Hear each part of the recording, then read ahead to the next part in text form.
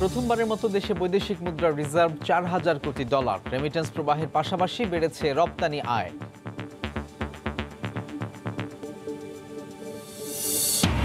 ইলিশের সয়লাব, ভোলার মাছ বাজার নিষেধাজ্ঞার আগে মোকামে মাছ চালান নিয়ে ব্যস্ত জেলে ও ব্যবসায়ীরা।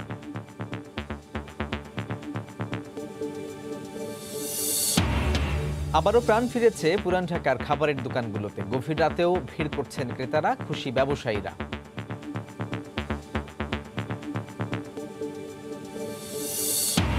এবং ইউরোপের দেশে দেশে করোনার দ্বিতীয় ঢেউ। আতঙ্কিত প্রবাসী বাংলাদেশিরা। বিধিনিষেধ আরোপ হওয়ায় ব্যবসা বাণিজ্যে ফের স্থবিরতা।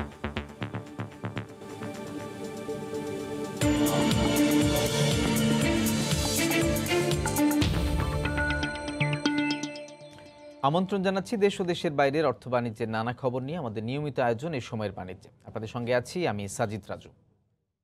দেশের ইতিহাসে প্রথমবারের মতো বৈদেশিক মুদ্রার রিজার্ভ ৪০ বিলিয়ন বা ৪,০০০ কোটি ডলারের মাইল ফলক পার করেছে। এই অর্জনকে বিস্ময় উল্লেখ করে অর্থনীতিবিদরা বলছেন, দর স্থিতিশীল রাখতে সচেষ্ট থাকতে হবে বাংলাদেশ ব্যাংকে। চলতি অর্থবছরের প্রথম ৩ মাসে প্রবাসীরা ৬৭১ কোটি ডলার সমপরিমাণ অর্থ দেশে পাঠিয়েছেন। এর আগে ৩ মাসে কখনো এত রেমিটেন্স আসেনি।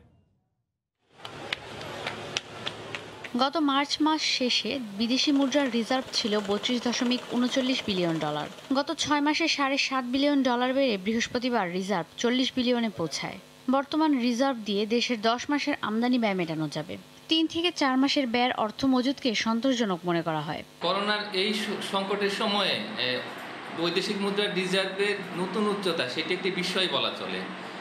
এর একটি বড় কারণ হলো যে আমদানির চাহিদা কমে যাওয়া, অর্থনৈতিক সংকোচনের কারণে বিশেষ করে যে বৈদেশিক বাণিজ্য সেখানে কিছুটা ভাটা পড়েছে। এই কারণে কিন্তু আমদানি কমে গেছে এবং আমদানি ব্যয়টা কমে যাওয়ার কারণে একটা ভালো পরিস্থিতি তৈরি হয়েছে। রিজার্ভ আগের অর্থ বছরের একই সময়ের তুলনায় ২১৯ কোটি ডলার বা প্রায় ৪৯% বেশি। বাড়তি রিজার্ভ থেকে প্রকল্প ঋণের সম্ভাব্যতা যাচাইয়ের নির্দেশ দিয়েছেন প্রধানমন্ত্রী শেখ হাসিনা। ২০১৯-২০ অর্থ বছরে ব্যাংকিং চ্যানেলে মোট ১,৮২০ কোটি ডলার সমপরিমাণ অর্থ দেশে পাঠান প্রবাসীরা। যেহেতু ডলারের বা বৈদেশিক মুদ্রার সরবরাহ বেড়ে গেছে, এই কারণে কিন্তু সরকারকে এর দাম স্থিতিশীল রাখতে নিজেই কিনতে হচ্ছে। বাংলাদেশ ব্যাংক নিজেই এই বৈদেশিক মুদ্রা কিনে নিচ্ছে এবং যাতে সরবরাহ স্থিতিশীল থাকে সেজন্য কাজ করছে। একটা বিষয় আমাদের মনে রাখতে হবে যে ফরেন কারেন্সিকে কিন্তু আমরা যে কোনো কাজে, বিশেষ করে যে দেশের ভিতরে যে অর্থনৈতিক উন্নয়ন বা অন্য কোনো ধরনের যে ডেভেলপমেন্ট প্রোগ্রাম, সেই জায়গাতে আমরা খরচ করতে পারবো না। একে সন্তোষজনক হিসেবে দেখছেন অর্থনীতিবিদরা। রেমিটেন্সের পরিমাণ আগের বছরের তুলনায় ১৭৯ কোটি ডলার বা ১০.৮৮% বেশি। চলতি বছর করোনা ভাইরাস শুরুর দিকে গত মার্চ ও এপ্রিল মাসে রেমিটেন্স প্রবাহ কমেছিল, তবে পরবর্তীতে ব্যাপক হারে ঘুরে দাঁড়ায় প্রবাসী আয় খাত। এর পাশাপাশি বিদেশ থেকে প্রচুর ঋণ আর অনুদানের অর্থ গত ৩ মাসে রফতানি গতিও অনেকটা স্বাভাবিক হওয়ায় রিজার্ভে একের পর এক রেকর্ড হচ্ছে। ঈশিতা ব্রহ্ম, সময় সংবাদ, ঢাকা। এনজিও থেকে চড়া সুদে নেয়া ঋণের টাকায় আকামার মেয়াদ বাড়িয়েছেন অনেকেই। কিস্তির চাপ, দ্রুত সৌদি ফিরতে না পারলে রয়েছে চাকরি হারানোর শঙ্কা অনেক সৌদি প্রবাসীর। মরিয়া হয়ে টোকেন ও টিকিট সংগ্রহে মতিঝিলে বিমান কার্যালয়ে আগের দিন সন্ধ্যা থেকে লাইনে দাঁড়িয়েছেন সৌদি প্রবাসীরা। শুক্রবার সকাল 10টার পর থেকে টোকেন ও টিকিট বিতরণ শুরু হয়।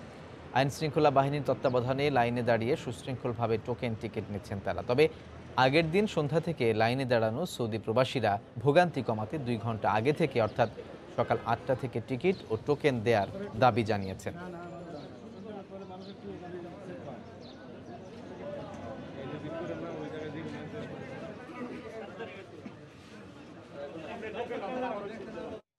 এই মুহূর্তে কারওয়ান বাজারে আছেন রিপোর্টার এহসানুল হক শাওন এবং মতিঝিলের বিমান কার্যালয়ে আছেন রিপোর্টার শুভ খান। বিস্তারিত জানতে চলে যাচ্ছি তাদের কাছে। শুরুতে যাব এহসানুল হক শাওনের কাছে। শাওন, প্রবাসীদের যে তাদের মেয়াদের ভিত্তিতে তাদের টিকিট দেওয়া হচ্ছে, কিন্তু সেই টিকিট দেওয়া হলেও প্রবাসীদের যে একটি ভোগান্তি অনেকটা কমেছে, তবে পুরোপুরি কিন্তু যে তাদের যে ভোগান্তি সেই ভোগান্তি কিন্তু কমেনি। আপনারা দেখছেন যে রাজধানীর কারওয়ান বাজারের যে সোনারগাঁও হোটেল, তার সামনে গেটের বাইরে কিন্তু অনেক প্রবাসী এখনও অপেক্ষা করছেন। তারা কেউ কেউ মধ্যরাতে এসেছেন, কেউ কেউ গতকাল এসেছেন, কিংবা 3-4 দিন আগেই তারা এসেছেন একটি টিকিট পাওয়ার আশায়, কিন্তু তারা সেই কাঙ্ক্ষিত টিকিটটি এখনও পাননি এবং না পাওয়ার কারণে প্রবাসীরা বলছেন যে এখানে তাদের ঘন্টার পর ঘন্টা দাঁড়িয়ে থাকতে হচ্ছে। ঢাকায় বসবাসের ক্ষেত্রেও তাদের একটা ভোগান্তি পোহাতে হচ্ছে। অনেকের এখানে দাঁড়িয়ে থাকতে গিয়ে মোবাইল চুরি হচ্ছে, মানিব্যাগ চুরি হচ্ছে। এর বাইরে প্রবাসীরা অনেকে আবার যাদের মেয়াদ 30 তারিখ পর্যন্ত যাদের রয়েছে তারাও এখন পর্যন্ত অনেকে এখান থেকে টিকিট পাচ্ছেন না। যদিও সৌদি এয়ারলাইন্স থেকে আজকে পর্যন্ত যাদের টিকিট দেওয়া হবে এদেরকে ভিসার মেয়াদ হচ্ছে 30 তারিখ পর্যন্ত যাদের আছে এদেরকেই দেওয়া হচ্ছে। তবে এর মধ্যে অনেকে আবার বাইরে রয়েছেন যারা হচ্ছে তাদেরকে আজকে দেওয়া হবে কি না সেটি তারা আসলে জানেন না। তবে তারা ঘন্টার পর ঘন্টা অপেক্ষা করছেন। এখানে দেখবেন যে অনেক প্রবাসী বসে আছেন সোনারগাঁয়ের মধ্যে, গেটের মধ্যে। তারা মূলত তাদের মেয়াদ আছে 30 তারিখ পর্যন্ত এবং সৌদি এয়ারলাইন্স যেহেতু বলেছে যে তারা 30 তারিখ পর্যন্ত যাদের মেয়াদ আছে তাদেরকেই কেবল দিবে, তো এখানে প্রবাসীরা যারা অপেক্ষা করছেন তাদেরকে আরও 25 তারিখ 30 তারিখ পর্যন্ত রয়েছে। তবে আমরা সৌদি এয়ারলাইন্স কর্তৃপক্ষের সঙ্গে কথা বলেছি, তারা বলেছেন যে গতকালকে তারা প্রায় 450 মতো প্রবাসীকে তারা টিকিট দিয়েছেন। যদিও আমরা জানি যে এখন টোকেন ভিত্তিকভাবে তাদের টিকিট দেওয়া হচ্ছে না, তাদেরকে সরাসরি টিকিট দেওয়া হচ্ছে। আর আজকে পর্যন্ত যেটা তারা জানিয়েছেন যে আজকে 2 থেকে 250 কিংবা তারও বেশি হয়তো প্রবাসীদেরকে তারা টিকিট দিবেন। আমরা জানি যে দেশে করোনার কারণে প্রায় 80,000 প্রবাসী কর্মী 7 থেকে 8 মাস পর তারা কাজে ফিরে যাওয়ার যে সুযোগ, সেই সুযোগটি না পাওয়ার কারণে গত কয়েকদিন আগে তারা বিক্ষোভও করেছিলেন। পরবর্তীতে তাদেরকে যে ভিসার মেয়াদ, সেই মেয়াদও অনেকের শেষ হয়ে যায়। পরবর্তীতে আসলে 4 দফায় মেয়াদ বাড়ানো হয়। তো এই ছিল আমার কাছে হোটেল সোনারগাঁও থেকে। আরও খবর জানতে আমি চলে যাব সহকর্মী শুভর কাছে, তিনি রয়েছেন মতিঝিলে। শুভ। ধন্যবাদ শাওন। আমি রয়েছি মতিঝিলে বিমান বাংলাদেশ এয়ারলাইন্সের কার্যালয়ে। তো সকাল 10টা থেকে এখানে টিকিট ও টোকেন বিতরণের যে কার্যক্রম সেটি শুরু হয়েছে। তো এখানে আইনশৃঙ্খলা বাহিনীর তত্ত্বাবধানে বেশ সুশৃঙ্খলভাবেই কিন্তু টোকেন এবং টিকিট দেওয়ার যে কার্যক্রম সেটি চলছে এবং আমরা দেখতে পাচ্ছি যে 10টা থেকে শুরু হলে 1 ঘন্টার মধ্যেই কিন্তু টোকেন যে বিতরণের কার্যক্রম সেটি বলা চলে এখন শেষ হয়েছে এবং টোকেন প্রত্যাশী আমরা কয়েকজনকে শুধুমাত্র দেখতে পাচ্ছি। এবং এখানে আইনশৃঙ্খলা রক্ষাকারী বাহিনীর সদস্য যারা রয়েছেন তারা বলছেন যে যেহেতু টোকেন দেওয়ার কাজটি খুব দ্রুততম সময়ের মধ্যে শেষ হয়, সে কারণে তারা বেশ 30 থেকে 35 জন লোক ভেতরে ঢোকাচ্ছেন এবং তারা টোকেন নিয়ে বের হয়ে যাচ্ছেন। তবে টিকিট প্রত্যাশী যারা রয়েছেন তাদের লাইনটা কিন্তু এখনও দীর্ঘ বলা যায় এবং তারা বলছেন যে যেহেতু টিকিট প্রক্রিয়া কাজটি একটু সময় সাপেক্ষ ব্যাপার, সে কারণে একটু সময় লাগছে। তবে প্রতি 10 থেকে 15 জন করে কিছুক্ষণ পর পরে ঢোকানো হচ্ছে এবং তারা টিকিট নিয়ে বের হয়ে যাচ্ছেন। তো একটা বিষয় জানিয়ে রাখি, যেহেতু সৌদি প্রবাসীরা দ্রুত সৌদি আরবে ফিরতে চান, সে কারণে কিন্তু তারা, আমরা কয়েকজনের সাথে কথা বলেছি, তারা কিন্তু বলছেন বেশিরভাগই আগের দিন সন্ধ্যা 7টা থেকে শুরু করে 8টা 9টা 10টা 11টার দিকে তারা লাইনে দাঁড়িয়েছেন। সুতরাং সারা রাত কিন্তু তারা বিমান কার্যালয়ে অবস্থান করছেন এবং সারা রাত মানে না ঘুমানোর কারণে তারা বেশ ক্লান্ত এবং তারা বলছেন যে যদি টিকিট যে বিতরণের যে কার্যক্রম সেটি যদি আরও 2 ঘন্টা আগে অর্থাৎ সকাল 8টা থেকে করা হয় তাহলে তাদের ভোগান্তি কিছুটা কমবে। আরেকটা অনিশ্চয়তার কথা তারা কিন্তু বলেছেন যে যেহেতু বড় অঙ্কের টাকা দিয়ে তারা আকামার মেয়াদ বাড়িয়েছেন, সুতরাং এই টাকাগুলো কিন্তু সৌদি আরবে গিয়ে তাদের পরিশোধ করতে হবে এবং তারা বলছেন যেহেতু তারা লকডাউনের আগে দেশে এসে আটকা পড়েন, সুতরাং তাদের যে সঞ্চয় ছিল সেগুলো প্রায় শেষ হয়ে গিয়েছে এবং আকামার মেয়াদ বাড়াতে তাদের যে প্রায় 3 থেকে 3.5 লাখ টাকা দিতে হয়েছে কফিলকে, সেটি কিন্তু তারা কিন্তু বলছেন যে তাদের বন্ধু বান্ধবের কাছ থেকে ধার করে নিয়েছেন এবং কেউ কেউ বলছেন যে দেশেই কিন্তু এনজিওর কাছ থেকে চড়া সুদে আসলে এই ঋণের টাকাগুলো নেওয়া হয়েছে এবং সেগুলো সৌদি আরব গিয়ে পরিশোধ করতে হবে এবং তারা বলছেন যে অনেকে তাদের চুক্তিভিত্তিক কাজ থাকে সেগুলো শেষ হয়ে গেছে, সুতরাং সৌদি আরবে দ্রুত ফিরে তাদেরকে কাজ খুঁজে নিতে হবে এবং দেশে টাকা পাঠাতে হবে এই ঋণের যে কিস্তি সেটি পরিশোধ করার জন্য। তো রাজু, এই ছিল আমার কাছে এখান থেকে সবশেষ। মতিঝিল থেকে যোগ দিয়েছিলেন সহকর্মী শুভ খান। এর আগে কারণ বাজার থেকে আমাদের সঙ্গে যুক্ত হয়েছিলেন এহসানুল হক শাওন, জানাচ্ছিলেন সৌদি প্রবাসীদের টিকিট এবং টোকেন সংগ্রহের সবশেষ খবর। রাজধানী প্যারিসের পর ফ্রান্সের অন্যান্য 4টি শহরে করোনায় সংক্রমণ বেড়ে যাওয়ায় আবারও উচ্চ সতর্কতা জারি করেছে সরকার। আগামী সপ্তাহে এই তালিকায় যোগ হতে পারে আরও কয়েকটি শহর। এদিকে নতুন করে সতর্কতা জারির পাশাপাশি নানা বিধিনিষেধ আরোপ করায় ব্যবসা বাণিজ্যে দেখা দিয়েছে স্থবিরতা। প্যারিস থেকে বিস্তারিত জানিয়েছেন লুৎফুর রহমান বাবু। রাজধানী প্যারিসের পর ফ্রান্সের লিওন, লিল, গ্রনোভেল এবং সেন ইতেনে দ্বিতীয় দফায় করোনার প্রাদুর্ভাব অনেক বেশি বেড়ে যাওয়ায় উচ্চ সতর্কতা ঘোষণা করা হয়েছে। ফ্রান্সে ২৪ ঘন্টায় ১৮,০০০-এর বেশি মানুষ আক্রান্ত হয়েছেন। শুরু থেকে এখন পর্যন্ত এটি একদিনে আক্রান্ত হওয়ার সর্বোচ্চ রেকর্ড। এদিকে করোনার প্রাদুর্ভাব বেড়ে যায় ফ্রান্সের লিল শহরে বড়দিন উপলক্ষে প্রতি বছর যে ক্রিসমাস মার্কেট বসত সেটি বাতিলের ঘোষণা করেছে সেখানকার স্থানীয় ব্যবসায়ী সংগঠন। একইভাবে এর আগে ফ্রান্সের কেলে শহরেও ক্রিসমাস মার্কেট বাতিলের ঘোষণা করা হয়। সেখানেও প্রতি বছর কুচকাওয়াজের আয়োজন করা হতো, সেটিও বাতিল করা হয়েছে। আর এতে ব্যবসা বাণিজ্যে স্থবিরতা নেমে আসবে বলেই মনে করছেন দেশটিতে বসবাসকারী প্রবাসী বাংলাদেশি ব্যবসায়ীরা। যাদের পেপার আছে তারা তো তাদেরকে সরকার যেভাবে হোক কিছু সাহায্য সহযোগিতা করবে, কিন্তু যাদের পেপার নেই অনিয়মিত তাদের ভবিষ্যৎ অনিশ্চিতের দিকে আছে। ব্যবসাগুলো আসলে এই করোনা আক্রান্তর কারণে ব্যবসার অনেক ক্ষতিগ্রস্ত এখন আমরা আছি। এখন ফ্রান্সের দ্বিতীয় দফায় করোনা আক্রান্তর হার অনেক বেশি বেড়ে যাওয়ায় নানা বিধিনিষেধ আরোপ করা হচ্ছে। বন্ধ হয়ে যাচ্ছে অনেক ব্যবসা প্রতিষ্ঠান আর কর্মহীন হয়ে পড়ছেন হাজার হাজার মানুষ। কর্মহীন এসব মানুষ আগামী দিন কিভাবে পার করবেন তা নিয়ে এখন দুশ্চিন্তায় সময় পার করছেন তারা। মামুল উসমান বাবু, সময় সংবাদ, প্যারিস। আয়ারল্যান্ডে করোনা প্রতিরোধে 5 ধাপের পরিকল্পনার তৃতীয় ধাপে বসে খাওয়ার অনুমতি না থাকায় ক্রেতাহীন এখন রেস্টুরেন্টগুলো। কেবল টেক অ্যাওয়ে ব্যবসা দিয়েই কোনোভাবে টিকে আছেন এই শিল্পের সঙ্গে জড়িত স্থানীয় সহ প্রবাসী বাংলাদেশি ব্যবসায়ীরা। এই অবস্থায় দেশটিতে পুরোপুরি লকডাউন জারি হলে হুমকির মুখে পড়বে এ খাত। আয়ারল্যান্ড থেকে বিস্তারিত সৈয়দ জুয়েলের রিপোর্টে। কদিন আগেও এই আসনগুলো পূর্ণ হতো কাস্টমারদের আগমনে। প্লেট, গ্লাস আর চামচের টুংটাং শব্দে মুখর ছিল এই রেস্টুরেন্টগুলো। তৃতীয় ধাপের কারণে এই রেস্টুরেন্টগুলোতে এখন কাস্টমার শূন্য। দিন যতই গড়িয়ে যাচ্ছে করোনার পরিস্থিতি ততই অবনতি হচ্ছে আয়ারল্যান্ডে। এভাবে চলতে থাকলে পুরো দেশ লকডাউনে পড়লে ব্যবসা নিয়ে শঙ্কায় রয়েছেন বাংলাদেশি রেস্টুরেন্ট ব্যবসায়ীরাও। লেভেল 2 চলাকালীন সময়ে আমরা কিছুটা ব্যবসা কিছুটা উন্নতি হয়েছিল, বাড়ছিল, কারণ পাবলিক আসতেছিল লাস্ট 3-4 মান্থস। লেভেল 3 আসাতে আবার আমাদের রেস্টুরেন্টের সিটিং বন্ধ হয়ে গেছে। আমরা জানি না যে আমাদের ভবিষ্যৎটা আসলে কি হবে, আমাদের রেস্টুরেন্ট ব্যবসার কি হবে। আমরা এখন অনলি টেকওয়ে অ্যান্ড ডেলিভারির উপরে সার্ভাইভ করতেছি, কিন্তু লেভেল 2 চলে আসলে আমরা এটাও হবে কি না আমরা বলতে পারতেছি না। ব্যবসা কোথায় যাবে যদি গভর্নমেন্ট আমাদেরকে সাহায্য না করে, আর আমরা যদি সাহায্য না পাই তাহলে আমরা কি, আমাদের ভবিষ্যৎ কী হবে আমরা আসলে এখন জানি না। আমরা খুবই শঙ্কিত। আমরা সবার কাছে দোয়া প্রার্থনা করতেছি। রাজনীতিবিদরা বলছেন ব্যবসায়ীরা আছে ক্ষতির মুখে।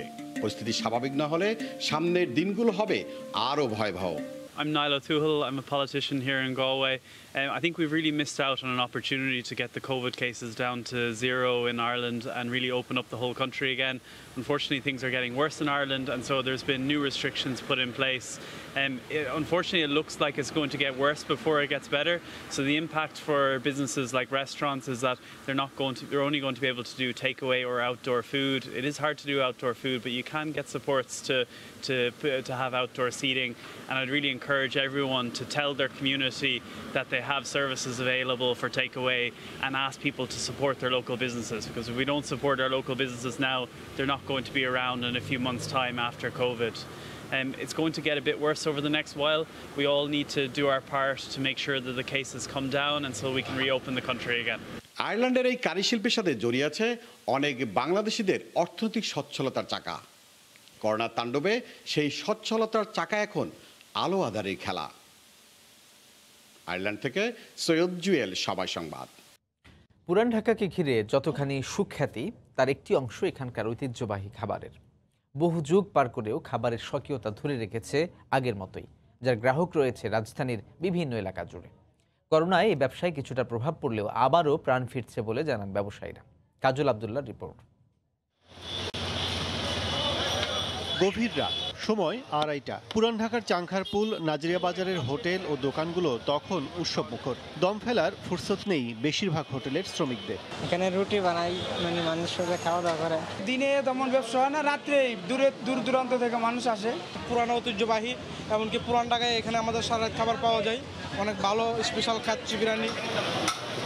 মূলত রাত 12টার পর থেকে যানবাহনের চাপ কমে যাওয়ায় আড্ডা জমান ভোজন রসিকরা। প্রতি বৃহস্পতিবার রাত থাকে সবচেয়ে জমজমাট।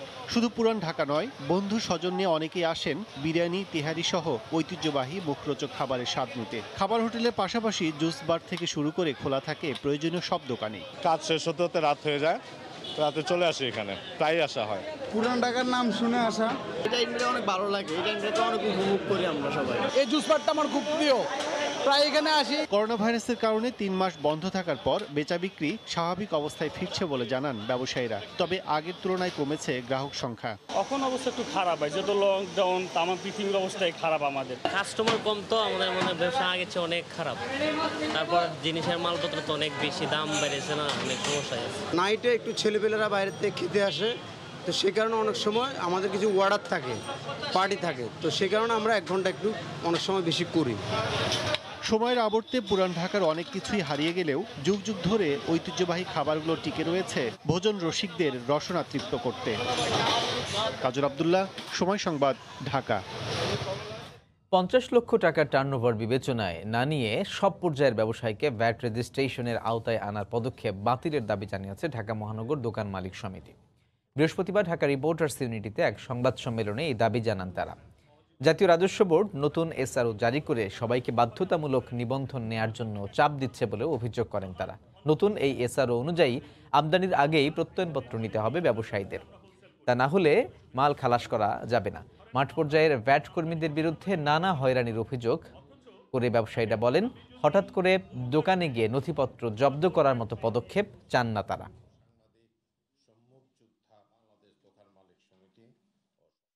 ব্যবসায়ীরা খুচরা পর্যায়ে ভ্যাট প্রদান করতে প্রস্তুত, তবে তা হতে হবে সুশৃঙ্খল ও ব্যবসায়ীদের প্রতি সহনশীল। এনবিআর এর নিকট অনুরোধ করছি 121, 122 ও 130 সংশোধিত প্রত্যয়নপত্র সংক্রান্ত এসআর ও বাতিল করার অনুরোধ জানাচ্ছি। ইলিশে সয়লাভ ভোলার মাছঘাটগুলো। আগামী 14 অক্টোবর থেকে শুরু হওয়া মা ইলিশ রক্ষা অভিযানের আগ মুহূর্তে নাওয়া খাওয়া ভুলে ধরা আর মোকামে চালান করা নিয়ে ব্যস্ত জেলে ও মাছ ব্যবসায়ীরা।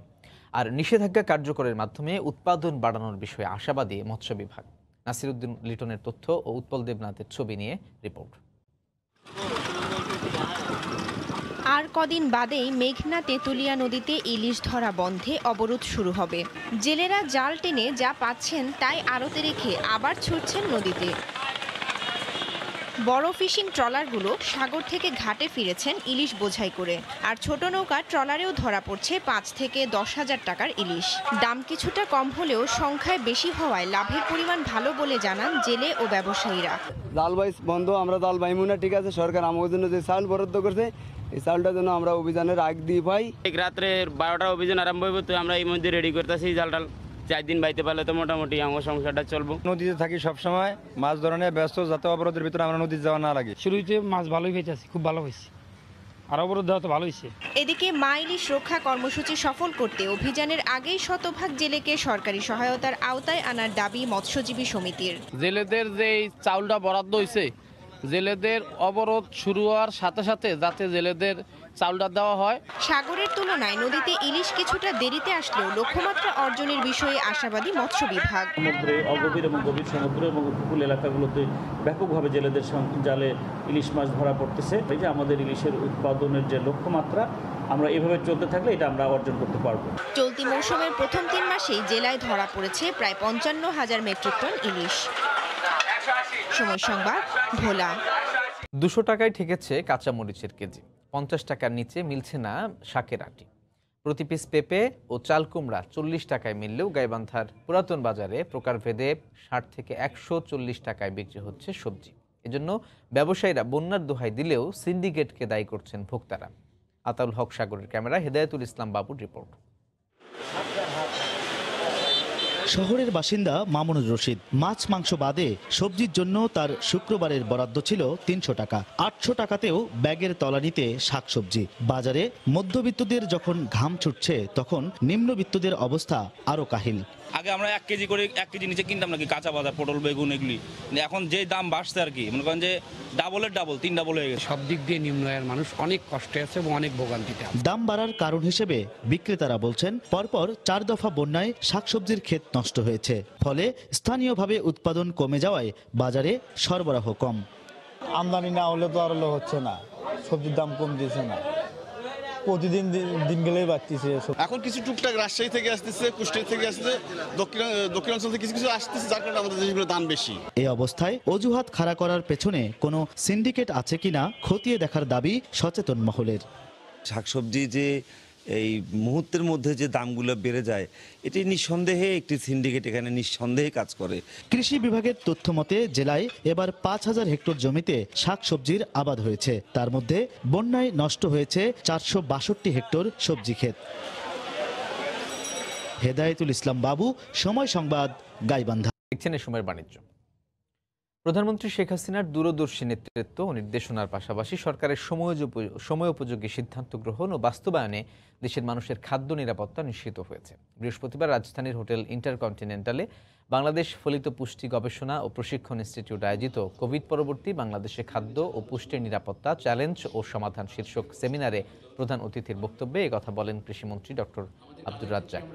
তিনি বলেন, বাংলাদেশে খাদ্য নিরাপত্তা সবসময়ই একটি চ্যালেঞ্জ ছিল, কিন্তু বিগত 10 বছরে দেশ খাদ্যে স্বয়ংসম্পূর্ণতা অর্জন করেছে। মানুষের খাদ্য নিরাপত্তা নিশ্চিত হয়েছে। করোনা ও প্রাকৃতিক দুর্যোগের মাঝেও চলতি অর্থবছরে খাদ্যশস্যের যেমন চাল, গম ও ভুট্টার উৎপাদন বেড়ে প্রায় 4,53,00,000 মেট্রিক টনে পৌঁছেছে। সিরাজগঞ্জের যমুনার ভাঙনে নিঃস্ব হয়েছেন শতাধিক পরিবার। ভাঙন ঝুঁকিতে থাকা লোকজন সরানোর চেষ্টা করছেন আশ্রয়স্থল। এই মুহূর্তে সদরের 5 ঠাকুরি এলাকায় আছেন সহকর্মী রিঙ্কু কুণ্ডু। ভাঙন কবলিত এলাকার খবর জানতে সরাসরি চলে যাচ্ছি তার কাছে। রিঙ্কু। পানি কমার সাথে সাথে কিন্তু তীব্র ভাঙন দেখা দিয়েছে। আমরা দেখেছি গত বুধবার সারাদিনে এই সিরাজগঞ্জের সদর উপজেলার 5 ঠাকুরি এলাকায় কিন্তু প্রায় 50 থেকে 60টি বাড়িঘর কিন্তু আসলে নদীগর্ভে চলে গেছে এবং ভিটেমাটি হারিয়ে এই সকল অসহায় মানুষগুলো কিন্তু খোলা আকাশের নিচে বন্যা নিয়ন্ত্রণ বাঁধের উপর আশ্রয় নিয়ে আছে। তো ভাঙন এখন পর্যন্ত কিন্তু আসলে আজকে ভাঙন দেখা দেয়নি, তবে পুরো এলাকাবাসীর মধ্যে কিন্তু একটি ভাঙন আতঙ্ক রয়েছে। এলাকাবাসী যেটি বলছে যে তাদের নদী ভাঙতে ভাঙতে কিন্তু তাদের বাড়ির সামনে চলে আসে, যে কারণে তারা ভাঙন আতঙ্ক তাদের মধ্যে কাজ করছে। তারা আমরা দেখেছি সকাল থেকে বাড়িঘর সরিয়ে তারা কিন্তু অন্যত্র চলে যাচ্ছে। কেউ খোলা আকাশের নিচে রয়েছে, কেউ শিক্ষা প্রতিষ্ঠানে এবং মাদ্রাসায় তারা সেই সংসারের জিনিসপত্র নিয়ে কিন্তু তারা অবস্থান নিয়েছে। এদিকে ভাঙন প্রতিরোধে পানি উন্নয়ন বোর্ড বালিভর্তি জিও ব্যাগ ফেলা শুরু করেছে। তবে এলাকাবাসীর অভিযোগ, পানি উন্নয়ন বোর্ড সঠিক সময়ে সঠিকভাবে কিন্তু বালিভর্তি জিও ব্যাগ যদি ফেলতো তাহলে কিন্তু এই ভাঙনের সৃষ্টি হতো না। তারা অভিযোগ করছে যে পানি উন্নয়ন বোর্ড যথাযথ পদক্ষেপ গ্রহণ করেনি বলেই এই ভাঙনের সৃষ্টি হয়েছে এবং তাদের এই দুঃখ দুর্দশার মধ্যে পড়তে হয়েছে। তো সার্বিক চিত্র যদি বলি যে এই এলাকায় ভাঙন রোধ হলেও কিন্তু এখনও মানুষ আসলে দুর্বিষহ জীবনযাপন করছে এবং খোলা আকাশের নিচে তারা ভাঙন আতঙ্কে রয়েছে। তো এই ছিল সিরাজগঞ্জের ভাঙনের সর্বশেষ খবর। সিরাজগঞ্জ থেকে নদী ভাঙনের খবর জানাচ্ছিলেন সহকর্মী রিঙ্কু কুণ্ডু। দেখছি 550 কোটি টাকা দূরে থাক, লুকাস ব্যাটারির কাছে কেউ 1 টাকাও চাঁদা চায়নি। এই কারণে সামাজিক যোগাযোগ মাধ্যম ও ডক্টর কনক সরোয়ারের ইউটিউব চ্যানেলে প্রচারিত টক শোতে অবসরপ্রাপ্ত মেজর দেলোয়ার হোসেন লুকাস ব্যাটারির কাছে 550 কোটি টাকা চাঁদাবাজির যে দাবি করেছেন তা সম্পূর্ণরূপে মিথ্যা, বানোয়াট ও ভিত্তিহীন বলে দাবি করেছে লুকাস ব্যাটারি কর্তৃপক্ষ। বৃহস্পতিবার রাজধানীর পল্টনে ইআরএফ মিলনায়তনে এক সংবাদ সম্মেলনে এ দাবি করেন লুকাস ব্যাটারির মানব সম্পদ প্রশাসন বিভাগের মহাব্যবস্থাপক অবসরপ্রাপ্ত মেজর AKM নিয়ামুল হক। এ সময় মিথ্যা, বানোয়াট বক্তব্যের কারণে সরকারের উচ্চ পর্যায়ের কর্মকর্তা সহ লুকাস ব্যাটারি কর্তৃপক্ষের ভাবমূর্তি ক্ষুণ্ণ হয়েছে বলেও দাবি করেন তিনি। সামাজিক যোগাযোগ মাধ্যম ইউটিউবে যাতে মিথ্যা ও উদ্দেশ্য প্রণোদিত বক্তব্য কেউ প্রচার করতে না পারে সে ব্যাপারে ব্যবস্থা নিতে সরকারের কাছে দাবি জানান লুকাস ব্যাটারির ঊর্ধ্বতন এই কর্মকর্তা। এরূপ মিথ্যা, বানোয়াট, ভিত্তিহীন ও উদ্দেশ্য প্রণোদিত অনলাইন সংবাদ ও ইউটিউবে প্রচারিত বক্তব্য বন্ধের পাশাপাশি ভবিষ্যতে এ ধরনের অপপ্রচার রোধ করার জন্য প্রচারকারীদের বিরুদ্ধে আইনগত ব্যবস্থা নেওয়ার জন্যও সরকারের সংশ্লিষ্ট দপ্তরের নিকট বিনীত অনুরোধ করছি। ওয়ালটন ডিজিটাল ক্যাম্পেইনের ব্র্যান্ডিংয়ে ২৬ ব্যক্তি ও প্রতিষ্ঠানকে পুরস্কৃত করা হয়েছে। সম্প্রতি রাজধানীর ওয়ালটনের কর্পোরেট শোরুমে বেস্ট ব্র্যান্ডিং অ্যাওয়ার্ড এবং বেস্ট এরিয়া ম্যানেজার অ্যাওয়ার্ড ২০২০ প্রদান উপলক্ষে অনুষ্ঠানের আয়োজন করা হয়। এ সময় ওই ব্যক্তি ও প্রতিষ্ঠানের মাঝে পুরস্কার দেওয়া হয়। অনুষ্ঠানে ওয়ালটনের ঊর্ধ্বতন কর্মকর্তারা উপস্থিত ছিলেন। এর মধ্যে শুরু হয়েছে ওয়ালটনের ক্যাম্পেইনের সিজন ৮।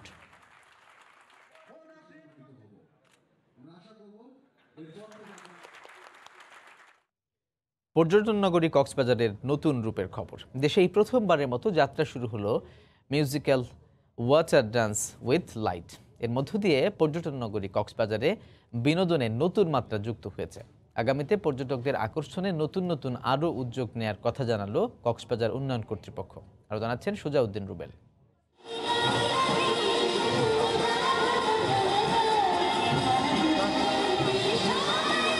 পর্যটন নগরী কক্সবাজার সমুদ্র সৈকত ছাড়া বিনোদনের তেমন কোনো স্থান ছিল না, কিন্তু এখন বিনোদনের জন্য কক্সবাজারে যুক্ত হয়েছে নতুন মাত্রা।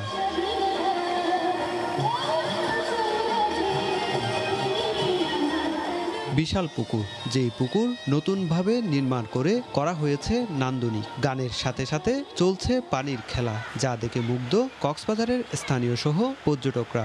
সাথে রয়েছে থিয়েটার, ওয়াকওয়ে, দুটি জেটি, ক্যাফেটেরিয়া সহ নানা আয়োজন, যা বিনোদনের নতুন মাত্রা যুক্ত হয়েছে বলে মনে করছেন স্থানীয়রা। পর্যটন শিল্প বিকাশে যে সৌন্দর্যের প্রয়োজন আছে, এটার একধাপ এগিয়ে গেল। স্বপ্ন ছিল, সেই স্বপ্ন আজকে বাস্তবে রূপান্তরিত হলো। ময়লা আবর্জনা পরিপূর্ণ ছিল এই পুকুরটি, এখন তো একটা এত সুন্দর উদ্যোগ। আগে একটা খুব খারাপ দৃশ্য ছিল, এখন খুব সুন্দর একটা দৃশ্য হয়েছে এখানে।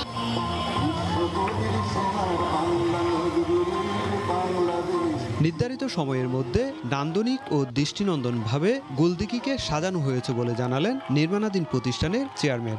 মিউজিক্যাল ফাউন্টেন এটাই হচ্ছে প্রথম, আর প্রকল্পটা আমরা সম্পূর্ণ প্রকল্প শেষ করেছি 2 বছর মেয়াদে। আর কক্সবাজার উন্নয়ন কর্তৃপক্ষের চেয়ারম্যান জানালেন আগামী প্রজন্মের জন্য কক্সবাজারকে নতুন করে সাজানো হচ্ছে। কক্সবাজারকে এইরকমই পুরো জায়গা করতে এখন এটার জন্য সকলের সহযোগিতা দরকার। প্রায় 16 কোটি টাকা ব্যয়ে নির্মিত হয়েছে গোলদিঘির পুকুর। এছাড়াও 19 কোটি টাকা ব্যয়ে বাজারঘাটা ও লালদিঘির পুকুরটি নান্দনিকভাবে সাজানোর কাজ করছে কক্সবাজার উন্নয়ন কর্তৃপক্ষ। সুজাউদ্দিন রুবেল, সময় সংবাদ, কক্সবাজার। এ পর্যায়ে শীর্ষ সংবাদ জানিয়ে দিচ্ছি আরও একবার। প্রথমবারের মতো দেশে বৈদেশিক মুদ্রার রিজার্ভ 4,000 কোটি ডলার। রেমিটেন্স প্রবাহের পাশাপাশি বেড়েছে রপ্তানি আয়, বিস্ময় হিসেবে দেখছেন অর্থনীতিবিদরা। ইলিশে সয়লা ভোলার মাছ বাজার, নিষেধাজ্ঞার আগে মোকামে মাছ চালান নিয়ে ব্যস্ত জেলে ও ব্যবসায়ীরা।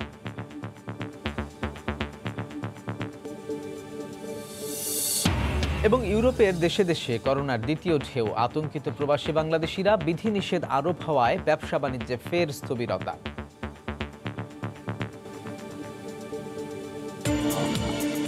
এ ছিল এই সময়ের বাণিজ্যে। সঙ্গে থাকুন সময়।